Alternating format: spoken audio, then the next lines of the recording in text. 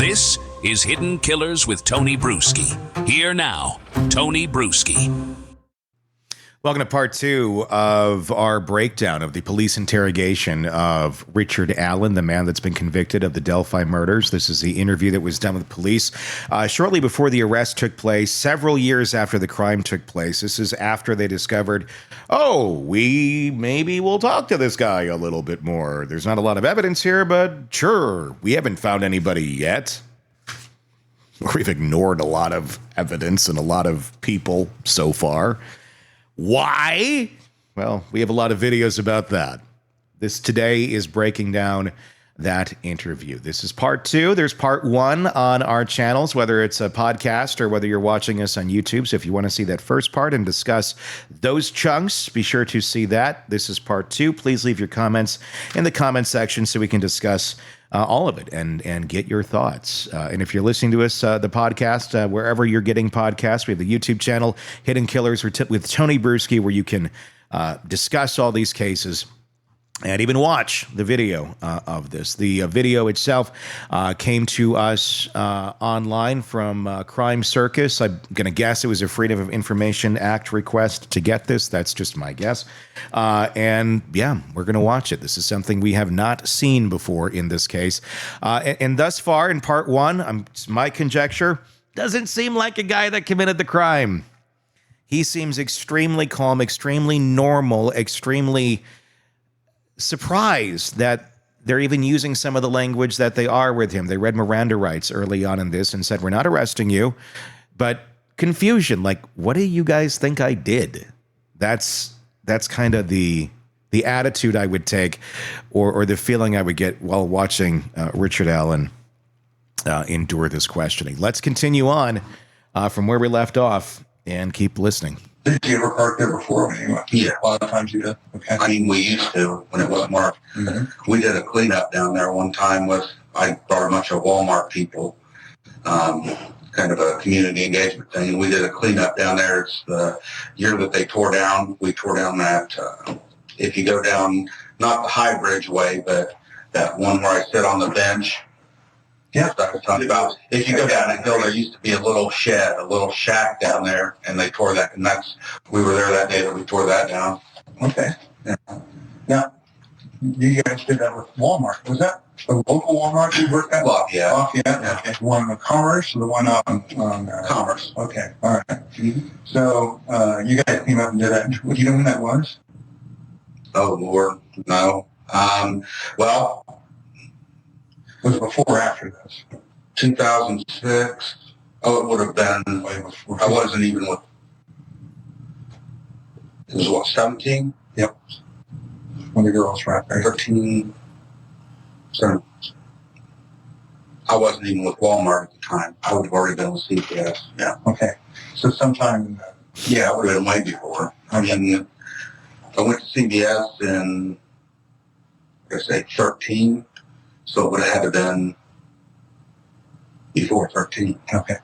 So you're out there then working on the trails? I'm going to say a lot earlier than that because I worked in Chicago, south of Chicago, for a couple of my last years with Walmart when I was actually running that store. So probably around 9, 10 maybe. Okay. All right. Somewhere around there. So you were working out there in trails. Have you been familiar with the trails before then? Was there a time that you had been out trails before that?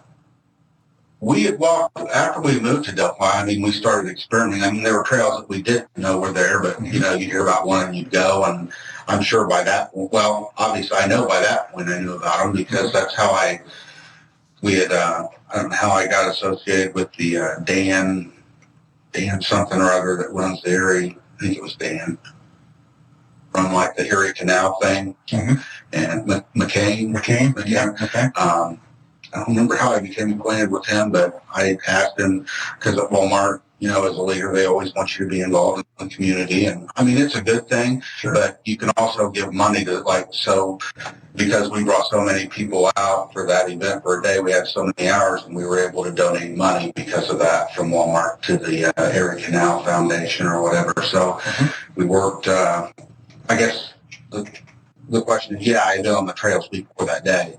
And we also worked out at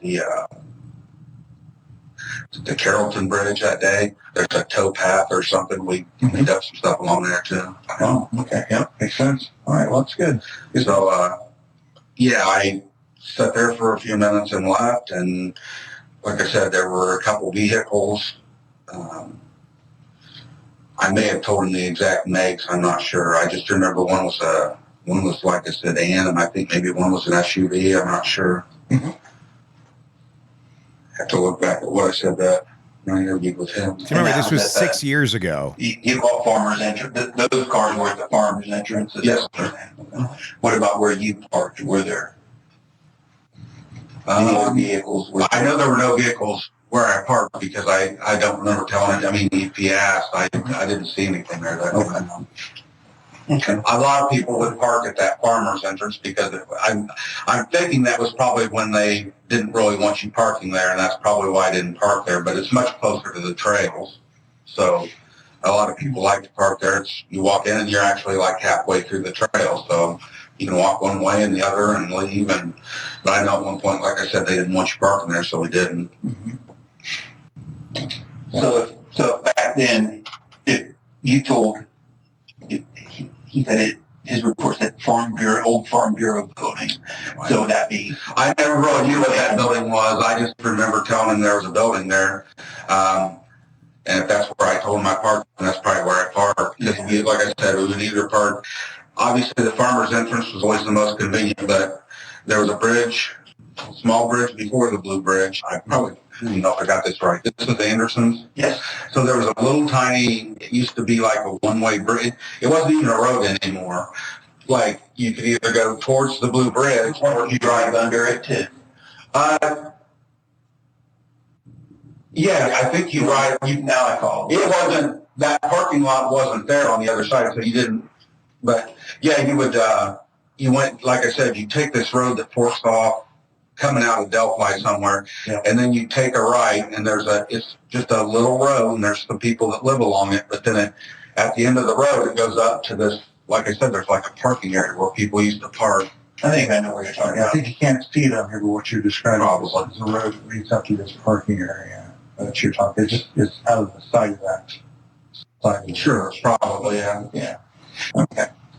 So, how far out of the bridge did you go that day when you were out there? Do you remember? How far what? How far out onto the high bridge? I have no idea how many feet it is.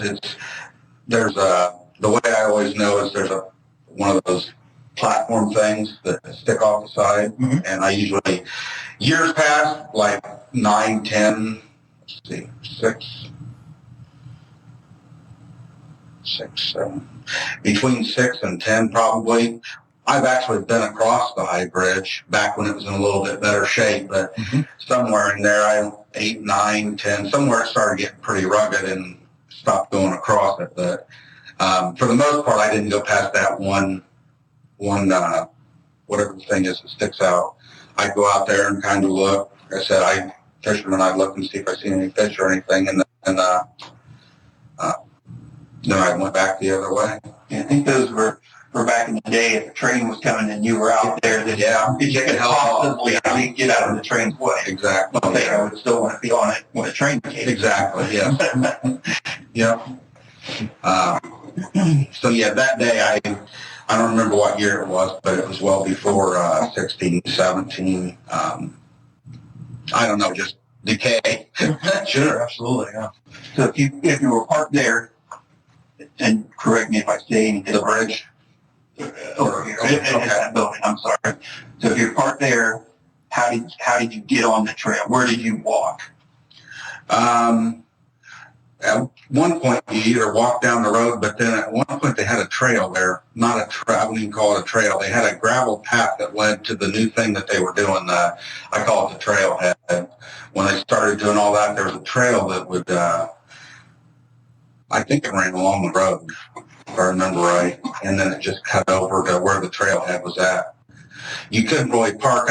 I just remember where that path was at. You'd think you could park there, but it was no parking. So you had to walk. You either parked over here and just It was actually closer if you went over here and you could just walk to the bridge that way. And then if you went this way, it was a little bit further because you walked along the road to So you would walk along the road, or was there a path in there? At one point, I think you walked along the road. Honestly, I don't even remember. Where's the trails here? That's why I said at some point, it was probably after they put that little pathway in that we even parked there. Uh-huh. I don't think we ever even used that until they put that path there, and it was just because it was the only way to get to trailhead from that side. And like I said, at one point, they didn't want you parking down here at this farmer thing, so they had put in a gravel path in, and you would park there. So you either parked over there or you parked there and walked down the gravel path. And the path cut over to like where the trailhead thing is. Mm-hmm. So I guess what I'm saying is I don't know that we ever parked at that little building, whatever it was, until they laid that gravel path to it. I think we thought that was a new, I guess, designated parking area, and that's when we parked there once in a while. We'd still park over here once in a while. It just depended on which. And like I said, there was times when we parked there on and off whenever they didn't have it posted. They didn't want you parking there. And we probably did a time or two when they did have it posted, but we didn't make a habit of it. So that car that was in your garage, would that have been what you just drove out there that day? God. Let me think here. It would have either been that one or our gray Ford 500. We kind of switch vehicles back and forth. It's kind of because I've oftentimes worked further away from home, and when I was working in Peru, the car's what do I say? It's a 16. So prior to that, I'd had a little red Ford Focus, and our trucks we get our truck at like 4 o'clock in the morning. So on truck day, I'd be driving over to Peru at like 3 o'clock in the morning. And one day I was driving and I was tired. I mean, there's often times you'd be tired, but this day I was just so tired, like to the point I almost and should have just pulled over. But I made it over there and I turned off, didn't take the highway all the way up. I took the turn off that takes you into the back way to Peru, and made it all the way in town, and literally I fell asleep. And I woke up when my airbag went off. I veered off the road and hit a SUV parked on the side of the road. And literally that's when I woke up. Like I didn't even know. It took me several seconds, if not a minute, to get my bearings and even figure out what had happened. I still didn't know, because when it hit the SUV, it threw it clear up over the sidewalk into somebody's front porch. Like I literally didn't brake at all. I was asleep, so I hit it full speed. So anyway, I get out and there's not even anything there. I'm like, what did I hit? And there was a person stopped on the other side of the road. Anyway, long story short, they called the police, blah, blah, blah, and I had to that's when I bought that black car. Mm-hmm. The black car being the 16? The one in the garage. Okay. Uh-huh. And so I got that car because I have to drive back and forth and something gets good gas mileage. So my point is, I was driving the black car, and then when I transferred and came back to Delphi, I didn't need the gas mileage anymore, and it was a nicer car, so I gave it to my wife. And from that time until earlier this year, I drove the gray car and she drove the black car. Now, if I was going somewhere out of town, a lot of times I would use the black car, depending on how far we're going. The gray car was dependable, but it's just one of those where the longer, I guess, more recently, I started driving, if I was going to go to Lafayette or something for an appointment or whatever, I'd take the black car just because it's more dependable. And Yeah, she works at her. but anyway, Yeah. And then during that time period, I drove the gray Ford 500, and she would drive the black car, had her little cat license plate and all that on it. And then when I got her van, the gray car pretty much had it. It was either, I had that and a truck as well. I had a truck for, 3-4 years. If I bought it used, and we didn't drive it hardly ever. And it was one of those where get rid of them while they're still worth something, so we traded them both in, and I got the van that she drives now, and then I went back to driving black car. So So now it's like I remember you said you were down to Miami County to see your mom. Mexico. Would you have planned to drive the black car because that was a trip out of town? I wouldn't have planned out. During that time, it was still, Okay. the gray car was still, it's not like the junk car. We bought it brand new. It was 2006. But I just say in the last, 3-4 years, it's not, the car didn't run well. It's just one of those where it's old enough that, you don't want to get over somewhere. Because usually if I am driving, it's because she's at work and I don't want to end up having to get stranded somewhere. But that was more recently. So, that's why I don't know which, it was either the gray or the black one that day. It could have been the black one, could have been the gray one. Makes sense. Okay. It was an 06 4500. So then you get on the trails and you say you saw 3 girls. Where was it you saw the 3 girls? They were up around the trail. I mean, I didn't interact with them. It was up around the trailhead somewhere. So you walked through Like when I say they were leaving, yeah. Okay. I'm assuming they were leaving, or they came from down where those cars parked and they were going to go back that way. I don't know. And then did you see anybody else when you were out there? Anybody that stand there? Anybody, nobody that stood out, I guess. I mean, if I did see somebody, it didn't click with me. And of course, my memory was a lot better when I talked to him that day. I don't remember seeing, like I told him, there may have been somebody on the bridge or something when I was coming back through, but I didn't. The only ones that I really noticed seeing was the 3 girls. Okay. Because I was walking towards them, and I mean, they obviously stood out. And like I said, I remember it looked like an older girl with 2 younger girls. Okay. Walking the trail. Okay. And I guess I assumed that she was probably watching them or in charge of them or whatever. It was And kind of what it felt like. Okay. If you thought you saw somebody when you were coming back through from the bridge, where they were on the bridge? I don't really remember seeing anybody that day, but I don't know. So if I did see somebody else, they didn't jump out to me or anything else. I don't. Like I said, it could have been people down around the cars, but I don't remember. I just remember seeing a couple cars parked over there. Mm-hmm. Like I said, Dan and SUV or something like that. Okay. And then when you got back to your car, was there any other cars when you got back to your car? I don't think so. Well, no, because I would have thought through that now. Okay. Or just been mine. You didn't know where you went afterwards when you left there? I went home that day. I always watched the stock market and trading stocks. That was something else that they remember the officer recorded something about the stock market. Tell us about that. I just had a individual trading account with Daytech originally, and I think it was TD Ameritrade. I trade stocks, try to get rich, lose money. Did that work for you? On and off it did, actually, but no, it worked really terribly there for a while, and I don't even do it anymore. So it's just too much of a risk. So did you have a phone or a watch or something you were looking at the stock market on? Or? I think so. I had a program on my phone to watch stocks. I don't remember exactly when and how long I had it, but yeah, I had a program that I could, depending on the reception you had, of course. If you didn't have any reception, it wouldn't work. And was it fairly good out there that day? And that's honestly, I think that's why I went home as quick as I did, because I wanted to get home and watch it on my computer with my stock tickers and all that stuff. Because I remember what I remember doing that. That was like a hobby, I guess, for me, was watching the stock market and looking at charts and trying to predict what something's going to do and make money. So, yeah, that's way out of my league. Well, it was mine too. I just didn't realize it at the time. But. What were you wearing that day? I mean, you said you put on a jacket. And blue jeans, and I'm sure I put on a jacket because I think it was still fairly cool that day. I don't think it was super warm. I would have put on a jacket. I don't know. Remember what kind of jacket you had back then? I mean, I've had Carhartt jackets over the years.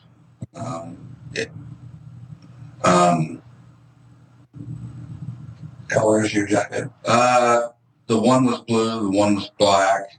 Probably back then it would have been a black one. Had a hood built into it. So it was just a black zip up. Anyway, I don't even think it was a Carhartt. I think it was an off-brand, but it was like a Carhartt. I could have worn that. I've had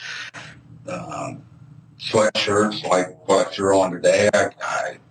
hoodies, jackets. I mean, I've got a little bit of everything. Fleece. Anything else you maybe headgear or anything like that? Wasn't that warm that day, but wasn't that cold either.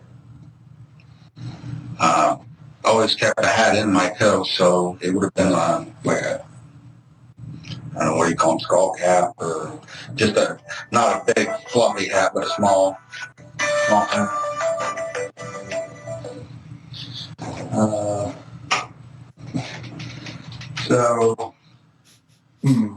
Have to interrupt the interview for his phone call because that's super professional. So cap on your head, and anything else you've been wearing besides like what kind of shoes? I mean, not pretty strange to ask a question like that. But what was, I might probably tell you what kind of tennis shoes I had because I usually make them last a very long time. Well, and I've got shoes that I've had for 10, 12 years probably. It would have been older tennis shoes, or I had military boots that I used to wear, but they just don't fit. I've been out of the military forever, so I had some combat boots in my closet that I used to wear occasionally. I don't know if I was still wearing them or not. Here's a fun one. What did you wear hiking 6 years ago on this very specific date? If you went hiking 6 years ago and somebody asked you that question, you're going to be able to answer it super accurately, or you're going to go off of like, well, what do I own? What would I typically wear? That's how that typically works. And I'd say probably 90% or more of the men in that part of the country who are out there hiking or, outdoorsy type people, you own a Carhartt. It's kind of how it works. I mean, I haven't worn them in years, but could have a pair of work boots. I don't know. So probably older tennis shoes, but if it was wet out, sometimes I wear a boot, like a work boot, or like I said, the combat boots, because they held water out pretty well. Okay, great. So basically, he could have worn almost anything. Do you know what kind of phone you had back then? And you just found that phone, do you? If I do, it's in the closet somewhere. I'm sure to recycle it by now. Oh, really? Because I've had this for...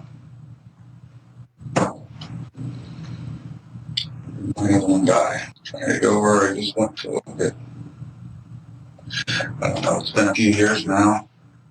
Several years, not.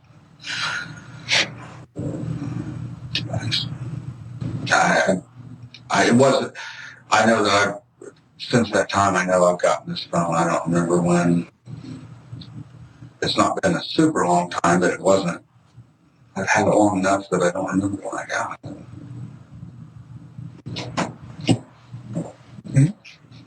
Do you have that picture of that car? No. I don't think I do.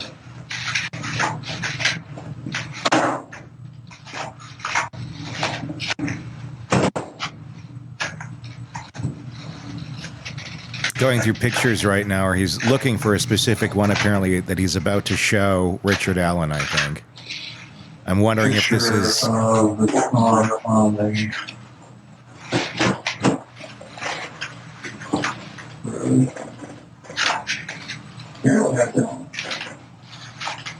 I think he's looking for the bridge guy video still. So, a couple things I wanted to ask you after I checked my phone, just like ringing like crazy. What we would like to do is to be able to confirm some of the information that you've given us so far, to be able to examine your phone. As you're well aware, phones go everywhere with everybody, and they tell a story about a lot of what people do. And sometimes the information on our phone can confirm or, maybe not necessarily confirm information about what somebody is saying. Okay. We have the ability to be able to extract the data from a phone and be able to look at it and be able to tell where somebody was at. Yeah, I know that. Okay. Would that be something you would allow us to take care of, do today and get it done? How long are you going to have my phone? Well, we ideally would like to have the phone that you have. When you got that phone, did you take the data from the old phone and move it to the I new have phone? no idea. I mean, I know, I always try to save contacts. Right. So, So if you had the phone, like, where'd you get the phone at? What service is it? I go through Ting. It's an online service, and a lot of people don't know about it. It's really inexpensive, and I've had it for years now. What's it called? Huh? What was it called? Ting. Ting, like Ting. Ting. Never heard of it. It's online. So you didn't really go to a store somewhere? I used to, Okay. but I for years now we've been with Ting. Uh-huh. You pay full price for your phone, and they have discounted ones, and so usually you'll pay a couple $100 for a phone, Mhm. or you can pay $600-700, whichever. But So they know as that. far as the service, Right. I mean, I only pay around $40 a month for 2 phones, and Wow. And that's pretty much everything. your service provider, is that Ting themselves, or is it another? They, like, I think right now it's probably Verizon. It's one of those deals they use. Of course, all of them do that anymore. They use each other's Should be towers. corporate hours. Yeah. But I think it's like my phone. Some of it depends on what type of phone you have too. Mine is based off of, pretty sure it's off of Verizon right now. Okay. I don't remember. Do you remember what you had back then? 2017.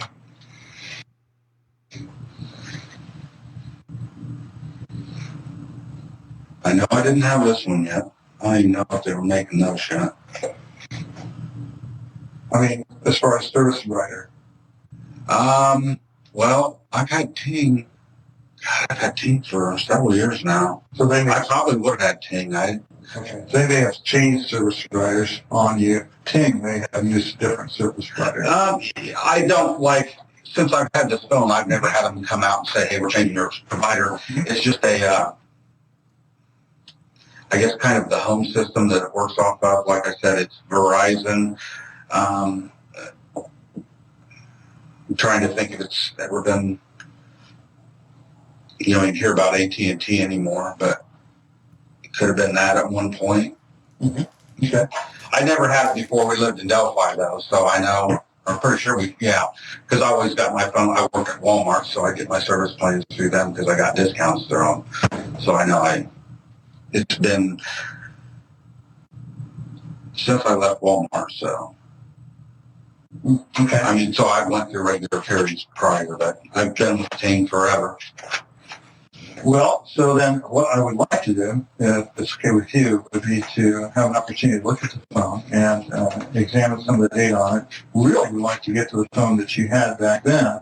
If you think it's in a closet, I turn it out. I doubt. I don't have to. I mean, my wife comes home, she'll know. If we have it, she'll know exactly where it's at. Okay. All right. So. Let's pause right there, and we will pick up in our next segment. So you guys who are in the chat and commenting and giving us your thoughts, and again, we're not doing this live, so this is, you can comment at any time. You can be watching this in 2030 and be commenting. What do you think so far? Does this seem to you like a guilty man that is trying to hide anything, or does it seem like a guy who's still just trying to give every detail of anything he can to help in the investigation? I don't see anyone that's trying to mislead anybody here. I see a person that's trying to figure out what some very specific, minute details were about what he was using in his life 6 years prior. And if you ask yourself some of those very questions, I don't think I'd be answering all that differently than Richard Allen. Obviously, there's different things, but I'd be having to think, what was I using at that point in time? What was my device? I would have to go look at for any of the last handful of years and tell you what device I was using by going to my service provider. And if you switch one around that time, like, these aren't crazy ways to react. This is not someone evading answering questions. I don't know. I don't know what they're seeing here. But there's another half hour to this. And that's what we're going to cover in our next video. Press subscribe wherever you're downloading podcasts. Be sure to press subscribe on YouTube as well. If you're on the podcast, go check us out on YouTube so you can watch this video and you can comment. And if you're listening to us or watching us on YouTube, be sure to subscribe to our podcast so you can take us anywhere you go and listen to these things and experience the podcast and all the content that we're giving you, in your car when you're driving around. You don't always have to be in front of YouTube to get it all. So please do that. In our next video, we're going to listen to the last half hour where they really get into this with Richard Allen. So stick around. I'm Tony Bruschi. It's coming up next. Want to stay on top of the latest true crime cases? Press subscribe now and never miss a breaking update from the Hidden Killers podcast and True Crime Today. In a world where the darkest secrets lie just beneath the surface. They said it was an accident, but the evidence says otherwise. Where hidden killers roam, unnoticed, in the shadows. I think you would definitely be looking at a blend of toxic, very bad narcissistic personality traits, and they will be vengeful and possibly resort to violence. Join Tony Bruschi as he uncovers the truth behind the most chilling cases. They said it was an accident, but the evidence clearly says otherwise. Each episode, we dig deep into the minds of those who commit the unthinkable. To your point on narcissism, he thinks in his own mind how witty he is. Yeah. But he lost that jury. I was done with him in 2 minutes. From unsolved mysteries to infamous crimes. Geez, you've just talked about how you've taught yourself how to do everything under the sun.